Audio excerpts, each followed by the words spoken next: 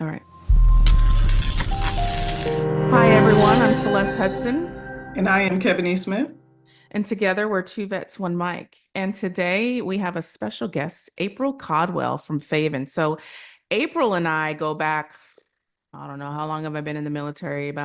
Or how long was I in the military? About 24 years, right? We met in Germany at Ramstein. She was a dental lab tech, and I was a dental assistant at the time. And recently we have caught up. I noticed a couple years ago that she was out of the military selling popcorn. And then all of a sudden I saw this thing called fayVen. And it's really funny because a couple weeks ago, one of our other friends, Veronica Castillo Jones and Marita John Charles, put together a little event at the house. And there we all finally got together. And even though we've been here for over a year and a half, and April did reach out a couple times saying, "Hey, let's hang out."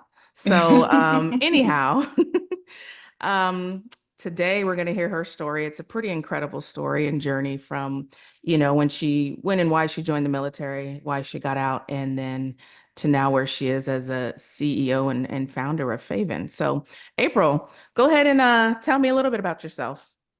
Well, hi, and thanks for having me on. I'm excited to get to share my story with your audience and just be a resource to anyone who has questions or an interest in entrepreneurship. Yeah, I started out in the military right after high school, joined the U.S. Air Force, and was stationed in Colorado first. Germany second, San Angelo third, and then I got out and moved to California. But the journey kind of started as just a need to get out of a small town and really do something different with my life. I had a few siblings already at home and I didn't want to be a burden to my parents. So it was just kind of the only solution to leaving the house and doing something different with my life and career. So luckily I got to get the first pick out of my top choices for dental as the top, I don't know if it's called industry or choices or Mhm. whatever. And then was selected for the dental laboratory course, which was an additional 6 months in Wichita Falls. So much fun. We know about that. And first assignment, Colorado Springs, dental lab, an 80-man lab, which was huge, the biggest one, I believe, that the military had. Mhm. And yeah, got to do some great traveling, got to move to Germany. That's where, again, Celeste and I met. And yeah, I'm so excited to kind of be done with the dental career field altogether now. But it was quite a journey from dental to where I am now with fayVen. And again, like you said about the popcorn, that's a whole fun story too. I don't know if we have time to get into it, but I'm happy to jump right in and share that as well. But you just stop me if I'm rambling because I No, no, you're good. So let's hear about the popcorn. Well, you got out, right? You didn't retire, you separated. And correct. how many years did you do before you separated? I don't remember if I heard that.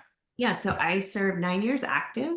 Okay. And then I did a year in the reserves at Travis Air Force Base, where my now husband was stationed at the time. And so the decision to leave the military was strongly based on my desire to continue a relationship with my now husband. So Hmm.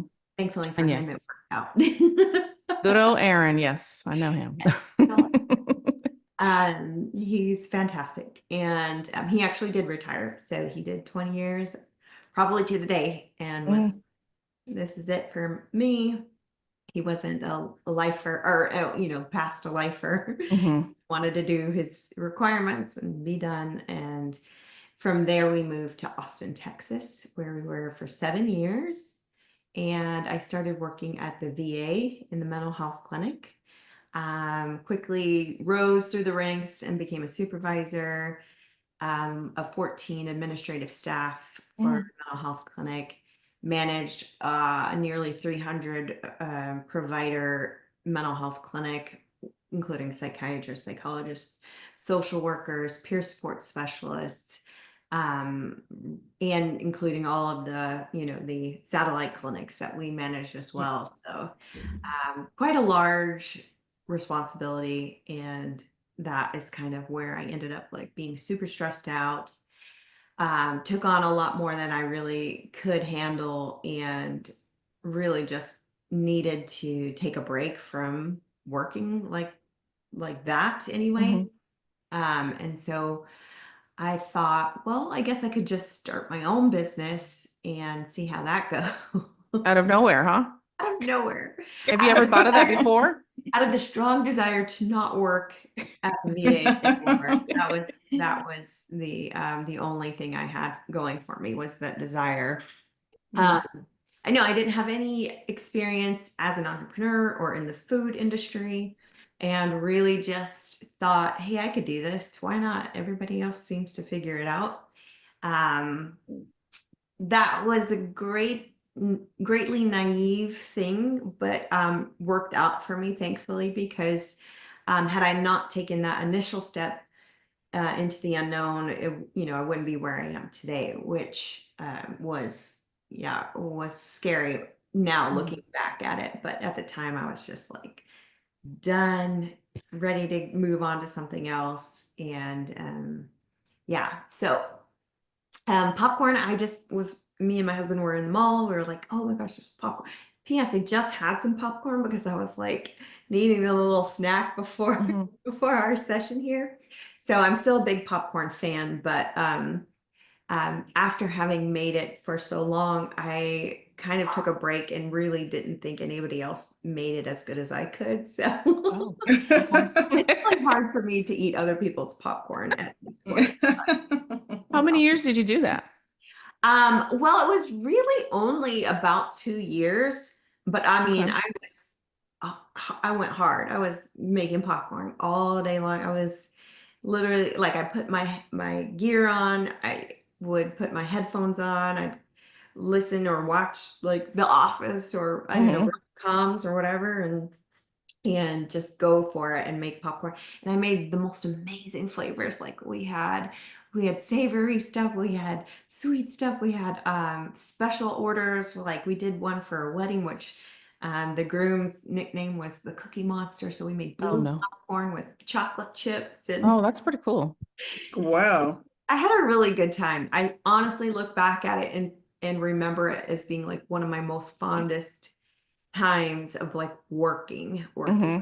and I was by myself doing it. Go figure. But yeah, but the hardships of having a popcorn business um essentially were the hard parts were like finding locations to Mm. set up shop and to sell popcorn. Like because you make your popcorn from home, the cottage food laws say that you can't sell it on store shelves or sell it online. Okay. Oh, I didn't know that. Yeah. Yeah, there's some really strict rules around making stuff at home and then selling it. So for me, the farmers markets really weren't where our target markets were, and realizing that there were other locations that were better suited for the sale of popcorn, like for instance, breweries or wineries or places that sold alcohol but didn't really have a lot of food. Yeah. Those were great matches for us to sell our products. And I just assumed that kind of went along for other people too with small businesses. So, Mhm. complementary businesses and small businesses that needed space. I really was just going to try to find a way to help kind of create a dating app, if you will, or Airbnb type of Mhm. marketplace for retail space for people who had it and who needed it and pairing them together. Yeah. That's pretty cool because I mean, is there anything else like that out there that you know of? Or are people starting to do it now because you've been doing Uh, yeah, there are competitors, of it? course. Mhm. There's no like Airbnb, like that level of Mhm. especially since we are specifically and only working with retail space. So it's not like co-working space or event space. This is co-selling space. So I try to coin the phrase co-selling, because, it's not co-working. We're not looking for people to find places to sit down and work or have Mm, a big gala or something. It's Mm-hmm. where people are selling their products or services in locations that they wouldn't normally have access to. So I think I might have asked you when we talked on a whim, like my daughter, she's doing nails, right? If she doesn't necessarily have anywhere to sell her press-on nails, we call them Alea's Classy Impressions, and press-ons is what we kind of call it. But, we have a website, but she's not that big. So I'm thinking, maybe go to these little pop-up markets that are around there. So she would essentially go on your app and look to see if there's one already out there, or how does that work? Like, Yeah. So obviously we'll be building out new features, and the trajectory of fayVen will probably change a little bit. But right now, as it works is, any venue who has space that wants to have a little mini market can go in and create an event for applications from vendors. So the venue creates the event and lists out how much space costs and how many spaces they have available. And they usually do it like on a 1 day sort of thing, 1 day sort of event. And then the vendors who are already registered can go in and look and see what events are available for them to apply for. And then of course the venue then approves the vendor. And then there's magic that happens afterwards. So well, no, everyone it's has really all cool because you kind of done all the work for everyone. It's like, hey, I need to sell this. Oh, now there's this site I can go to. Just like, hey, I need a car. I can go get this car from here. Or, hey, I need some food. There's always that middle person there to help. yeah, I wish I would come up with that stuff. in the startup space, they call that a marketplace. Mhm. So it's a marketplace for retail space. No, that's pretty cool. Now, I want to go back a little bit. When I don't know if it was when you got out, but when you were working at the VA, um, did you, and got out of the military, did you go through any type of struggles, any depression? A lot of people when they get out of the military, it's not so smooth, right? And I know all the resources that are out here now were not available to you when you got out, right? And I know just from talking to a lot of people that working at the VA can be quite stressful. There's a lot of things that go with that.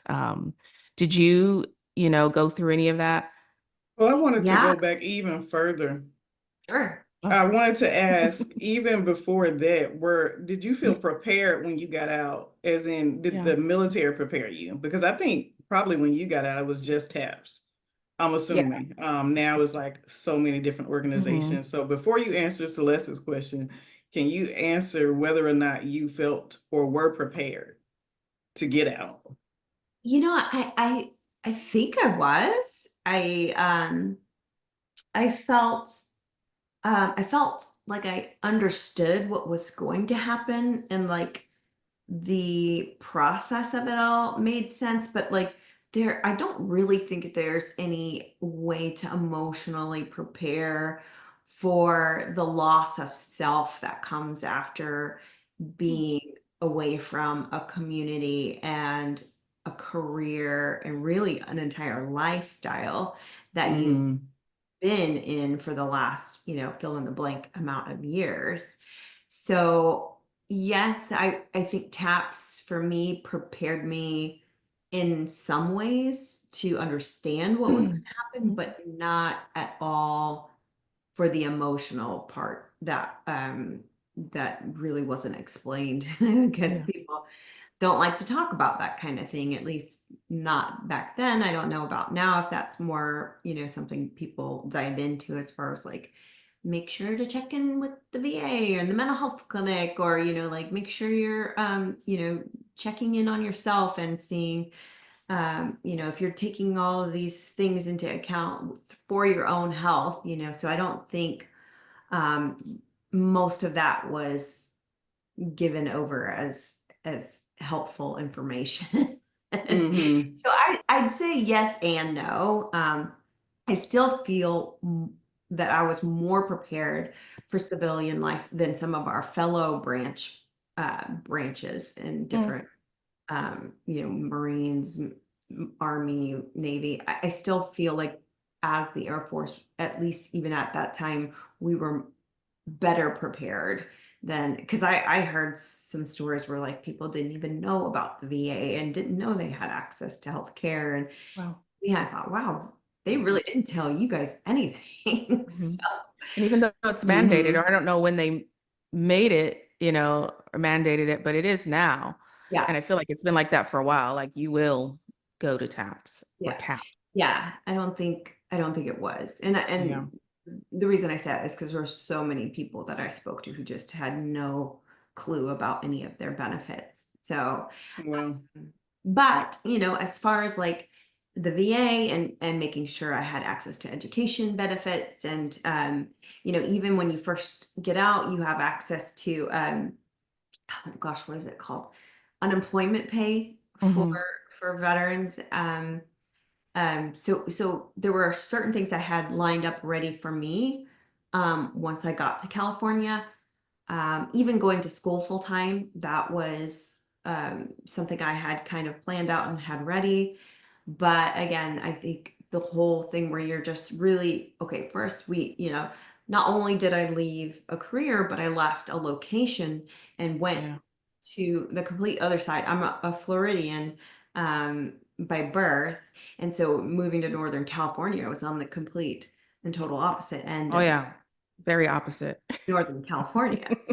So no mhm. friends, no family, no career, no really anything. So for me, even school was only one night a week full time, and everything else was online.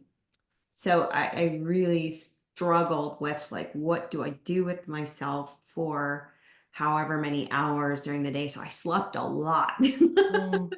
I would Mm. literally like, sleep all day and then wake up when I knew that Aaron was getting ready to be home and like hurry up and make the bed. Like, like I had been up all day. Literally, I don't know. I slept really well for a long time, but then I found myself like, getting lost in TV and watching like Real Housewives and things that were just, That's me. mindless. And so, at a certain point, I was like, this doesn't feel well. I don't feel well. So I decided to get myself a dog. I was like, okay, maybe if I have a dog, then I'll have some routine and Mhm. structure, and like that'll give me some purpose in my day. And she was fabulous, amazing. We had her for 13 and a half years. I loved Layla to pieces. And she probably did save me, Mhm. myself when I first got her anyway. But yeah, so I was completely lost, completely just, wandering aimlessly. I didn't even have anywhere to go. Like, I mean, what was I gonna do? Just like hang out on base all day? At the BX and the food, The the BS. what's it called? Yeah, the food, what do they call it? Where all the food is in the BX? The food court? Yeah, the food court. I can't even think. That's how often I go now. I'm far away. Yeah, so there were some struggles. I didn't even think it was depression. I just thought it was change. So Mm. yeah, I probably suffered a lot longer than I probably had to or needed to. Mhm. But live and learn. Okay. And I think that kind of answered, I guess, the other piece, because you did say already that you just at the VA you didn't really want to work for anyone before. You just like, maybe I want to work for myself. Yeah. But I didn't ask you. I'm looking at the name of your company, fayVen. Like, where did you get that? How did you come up with that? Yeah, so my sister and I were chatting on the phone, and I had told her about this idea. She was, excited about it with me, and I'm like, I had some bizarro names that I was like trying to come up with a combination of words that would be really cute together. And you know, I can't remember. I wanted to use the three letters from vendor and venue. So the VEN from Mhm. both vendor and venue, since those are our two main customers. So I was like saying Venfay, or, you know, like I was Mhm. Mhm. screwing it up, trying to put like weird combinations of things together. And then I was like, oh, okay. So it's like your favorite vendor or venue. Mhm. So cramming those two words together, the why got in the mix because when I was originally looking for domains and trademarks, which is important when you're looking for a brand name, Mhm. the domain name was already taken. And the why kind of seemed like it it went with the flow without being like too, you know, I still get every once in a while, what's the why for? Mhm. But honestly, I think it's really a fun nod to my mom, who her name was Faith. And so Mm. my cousins would call her Aunt Faye, or, you know, something like that. So I thought, okay, well, at least I could kind of, you know, attribute the FAY to my mom. So I thought that was, Mhm. oh, and then the capital V is because we are veteran owned company. And I think that's super cool. No, it's really cool how you put that together. Mhm. And it's got several different meanings too. Several different meanings. That's pretty awesome. Um, so let's see, Kevin, do you have any other questions before I say something Yeah, I else? do about the entrepreneurial journey. Like, Yeah. it seems like you kind of found that, as you said, I want to work for myself. You did the popcorn thing. It's like, hey, I got another idea. So I guess like being an entrepreneur, right? What did you learn along the way? Like,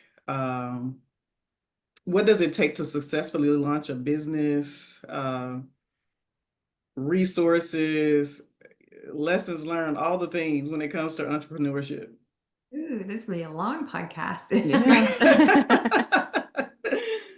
um, yeah, I think what it takes to be a successful business owner is true grit and tenacity and just resilience, because there is no other place where you can just literally fail and it's actually supposed to be part of the journey. Like failure is indeed a part of a business journey. So and actually a lot of people won't even like consider you for certain things if you haven't had a successful failure. Wow, That Mm. it's interesting.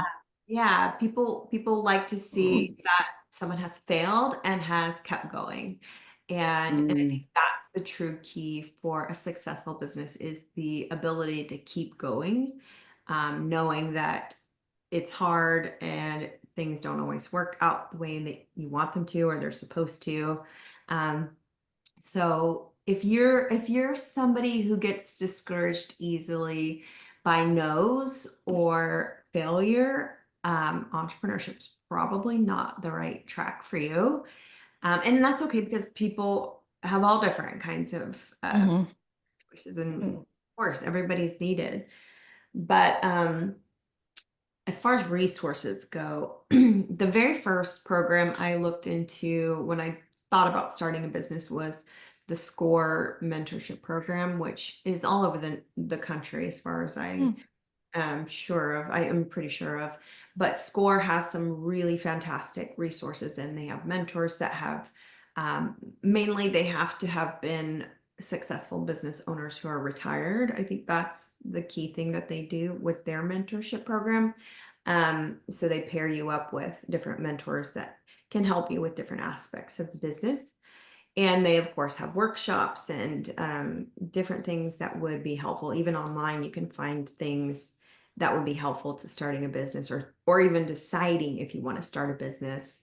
But then the other really huge one is the Institute for Veterans and Military Families out of Syracuse University. in New York. And even though they're in New York, the programs are all over the country as well. And they're for both veterans and military spouses or military family members who are starting businesses. And they have had some fantastic programs, still do. And they have, I think one of my favorite ones was the Entrepreneur Boot Camp for Veterans. And I got to do that one in Columbia, Missouri at at the university there, and met some incredible founders, veterans, and was able to stay connected to some of them long term.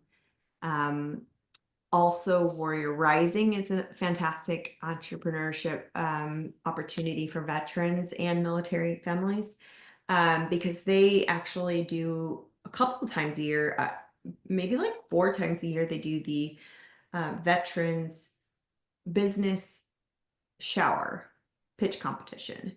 So that one, if you see the big wrestler belt on my I do. Mhm. that's from the competition that I won from Warrior Rising.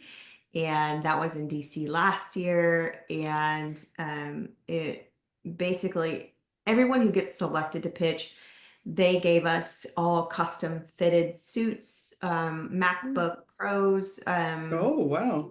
They gave us, well, they flew us out to the competition, put us up in the hotel, made sure all our meals were paid for, took us out to professional baseball game, and did all this like free recording for to tell our stories. So it's like very professional recordings done. Then after the shower, they gave us either, I think, a free upgraded website and or SEO for their website. And there was so many other things, but the big thing that I won was $20,000, which was huge. And Wow. I got the chance to be mentored by Damon John, who's a Shark Tank host. Or he's Yes, one I was going to ask you about that because he's all over your page. I was like, when are we going to get to Shark Tank guy? that was Awesome. a once in a That is lifetime cool. Yeah. opportunity. Yeah, that was Did you awesome. even know that was going to happen or? No, so he was actually the speaker for the gala that they did the award ceremony at. Okay. The pitch competition was earlier that day, and then we went back to our rooms and changed and got ready for the gala. And Damon John was one of the speakers that night, along with some other really incredible people who got up on stage and shared their stories as well, including Dawn Halfacre, who's phenomenal. Anyway, but Damon was the lead speaker, head speaker, whatever it's called, and at the end they did an auction. So at the auction, people would say what they'd be willing to donate, blah blah blah. Damon offered to give up some mentoring hours that people could auction or could bid on in the audience, and Okay. someone in the audience bid, I think, $10,000 or $20,000 for that. And then once they won, they donated it back to the women who were pitching for that Oh, wow. that competition. So I got one of the slots, and then the gal who has the Bon Appetit Sweets, she got the other Bon slot. Appetit Sweets? That's Bon- pretty cool. Bon Appetit. It's a cool name. Yeah, she has That's a, catchy. Yeah. I think she has dates, like she uses dates instead of sugar or something Oh, for okay. sweets. I just saw her on a Walmart commercial like earlier this month, so that was pretty cool too. So she's doing well. Yeah. But yeah, so I got to meet with Damon in February of this year, and he did a really cool promo video for us, and it was so cool to watch him. He met with Aaron and I for maybe like an hour or so, and then so he figured out, he learned the business, he gave us some great advice, and then he's like, yeah, I'll do a promo video. He did it in 2 takes. The first one, he just had to get it right, and then in the second take, he just blew it out of the water in like a 60-second like Wow. commercial for fayVen. Like I was just sitting there like, I can't believe. I know I watched it recently when we got off last time. I was like, oh, let me watch this and see what it's saying. It was very good. I saw it. It was good. And then your website, very well done, of course. Got those nice upgrades and everything, huh? It's a nice website. Well, the website, again, done by Warrior Rising, was so cool. And then the back end is really a lot different than what you see on fayVen.com. So fayVen.com was what we had built on WordPress, and I can actually manage and go in and update things. Okay. Back end of fayVen is where all the magic happens, where the vendors and venues create their profiles and make events and things like that. That is another story, but essentially a very, very expensive build out on full stack stuff. So basically it's anyway, React.js, Firebase solution. So anyway, tech talk, sorry. I was like, well, that's way past me right now. Yeah, so we wanted to build something that was scalable in case we are able to get some funding and be able to grow this thing much larger, and then eventually hopefully get acquired by some big, big conglomerate that has a lot of money to give me. Yeah. Soon, right? How long since you started fayVen? How long has your company been going? So the idea and the concept of fayVen was kind of created while still doing popcorn in Texas, and that was in 2018. Okay. But it took a really long time for us to get the actual back end of the website launched, which launched almost 2 years ago in January of 2023. Okay. So we've technically been alive for a lot longer, but our website's only 2 years old. So yeah, and we're in St. Louis, we're in Central Florida. We've kind of done events all over the place, but we're looking to expand into different states too. So No, and how do you market? Yeah, we're pretty we try to stay pretty lean as far as like dollars out goes. So most of our marketing is done through organic, either, I do have a virtual assistant that we do social media stuff a ton. But mostly it's like word of mouth. People hear about what we're doing and they want to do something for themselves. I do a lot of speaking engagements here in Tampa, and sometimes when I get the opportunity to speak elsewhere, like I'm now an adjunct professor at State College of Florida, so people down there. Nice, congratulations. Thanks. Yeah, so anytime I get the opportunity to talk about fayVen, and then people hear about it and they want to, do what we're doing, that's kind of how we've marketed ourselves. But did you get a lot of exposure? Are you part of like the Tampa Chamber of Commerce or any of that? No? I am not a member of the Chamber of Commerce, but I am on the board of Action Zone, which is a local nonprofit for veteran and military entrepreneurs here in Tampa. Okay. And when they were members, I was able to like kind of engage with the Chamber of Commerce that way. Okay. So I know a lot of people from the Tampa Chamber, but I haven't really like decided or locked in on any one specifically, because I just do business so many other, like I don't just do business in one small area. I kind of do it all over the place. And besides that, we have so many other wonderful memberships that we are a part of, like Embark Collective, which is for tech startups in the Tampa area. We've also gone through accelerators like Tampa Bay Wave, Stella Labs, 239 Labs down in Fort Myers, of course, Bunker Labs, which is now acquired by IVMF, or the Institute of Veteran and Military Families. And anyway, tons of accelerators, incubators, but the resources are huge for veteran and military families who are trying to start a business. So I do have a small list. Well, it's actually a pretty long list of resources. If anyone wants to follow up with some of those, Heck yeah. from us. Yeah, I mean, I thought I knew like a lot of veteran resources, but I I haven't tapped into entrepreneurship, so of course, don't know where to look, but Right. I know you brought up SCORE and what did you call the Warrior Rising. Warrior Rising, I mean, and then, like you said, there's probably a lot more. And I have seen that you and Aaron are part of a lot of different things, doing a lot of speaking events. I'm like, what are they doing there? Are they mentoring now? Is he a life coach? I mean, what's going on? So you guys are everywhere in Tampa, which is really great. And you're giving back. And I, commend you for it. Awesome job. Congratulations. Because it's Absolutely. huge. Like going from he's both of you guys lab techs to what you're doing now. I mean, and it's funny because you see I've met a lot of military people, a lot of older ones that I've talked to that have done so many different things, I mean, 50 different things. They could do it all. And it's like, because they haven't it took them forever to find what their thing was, right? And I tell Kebony and some other people like, man, I don't, Kebony had a couple jobs she had to go through and a couple layoffs before she got to where she is, and they say it's usually like 3 or 4 jobs, and I'm still at my first one, but I've only been out a year and a half, but I really love it. And I'm thinking, yes, I'll be in different positions in my company because I'm not leaving.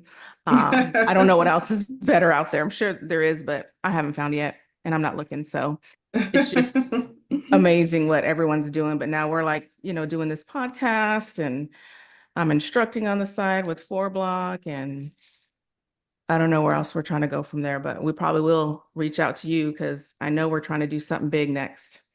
Not sure what Yeah. it is, but I know we're reaching for something in the future in 2025. So we're gonna probably bother you, pick your brain because you've got all the information. Yeah, it seems like you're really, really tapped into your Mhm. community too, like the incubators, like the accelerators, all that stuff you mentioned. I was like, I never even thought of that. Yeah, And even these organizations, never heard of them.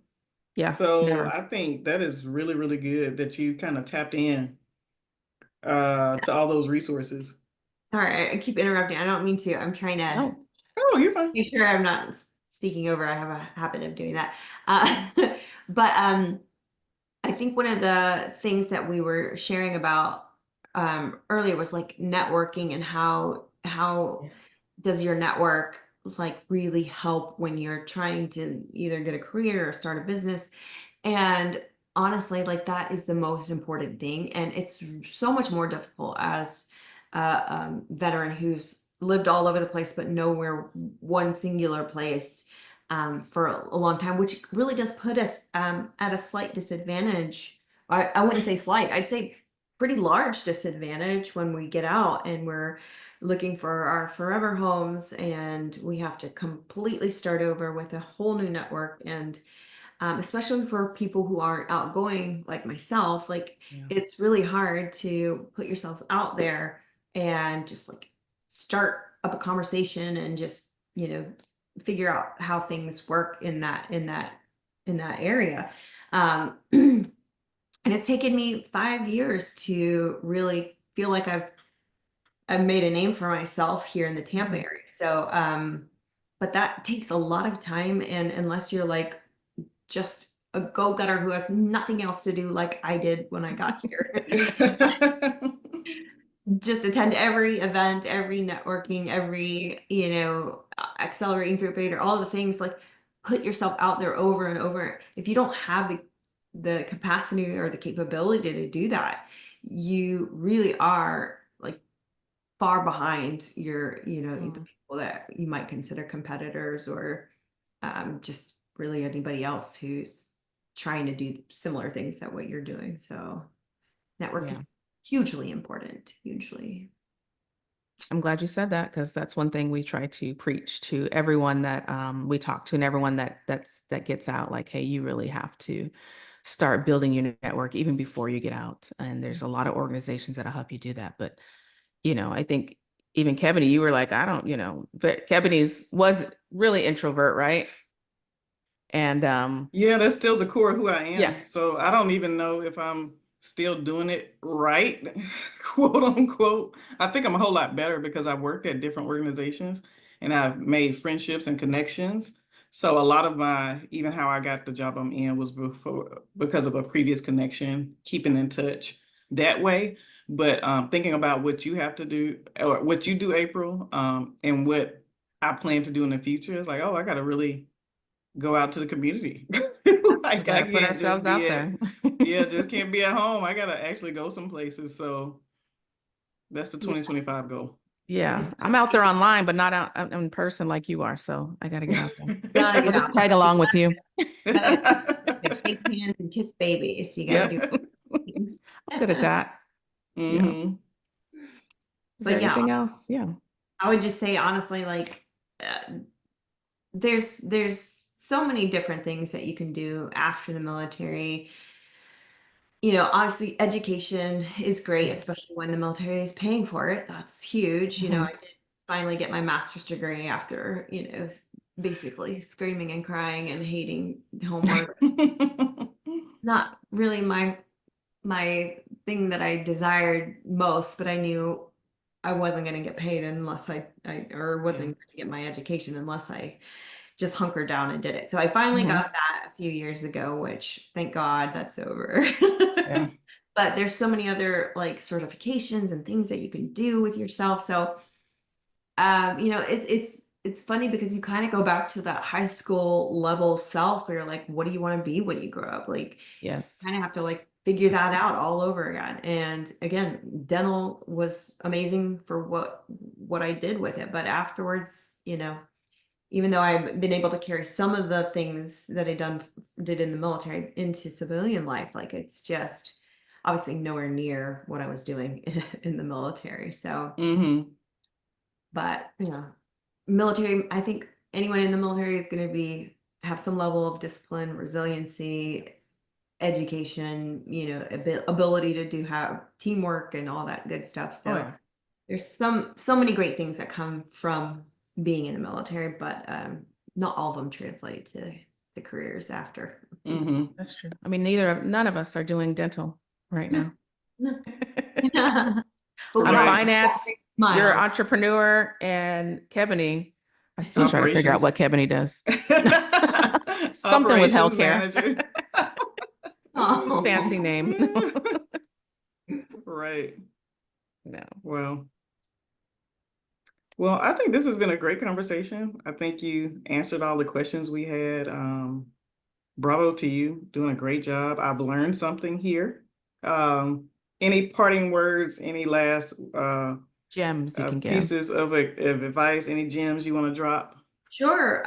There's a million and one great books to read on business if this is something that's interesting to you. I luckily got to hear my favorite business author speak at the Bunker Lab CEO Circle program in December of last year, Donald Miller. And so anybody who is looking for a good business book to read, start with Donald Miller's books.